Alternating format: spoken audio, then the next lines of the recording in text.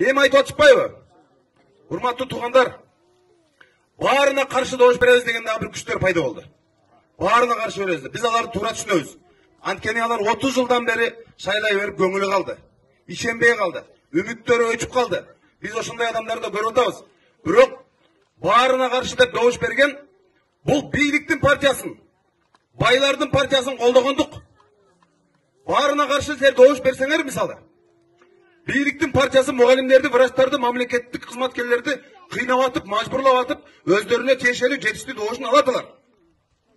Байлар дагы сатыла турган калктын бир бөлүгүн сатып алып, алар дагы өзүнө тиешелүү добушун алат. Баарына каршы деген бул ошол азчылыкты түзгөн оппозициялык партиялар өтпөй калат деген сөз. Ошондуктан баарына каршы добуш бербегиле. Тандагыла ичинен. Ата мекенди тандагыла. Ошолордон карап туруп, ошондо дагы баарына каршы добуш бербегиле. Бул баарына каршы добуш берүү деген бийликке жардам берүү деген эле сөз. Байларга жардам берүү деген эле сөз. Ошолор элди тоноп аткандар, акчаңарды тоноп пандемияда кайра өзүңөргө таратып аткандар, ошолор добушун жетиштүү деңгээлде алып чыгат алар баары бир. Бийлик дагы добушун алып чыгат, паспортторду жыйнап атып, элди мажбурласа дагы. Баарына каршы деген бул оппозициялык партияларга чоң сокку болот.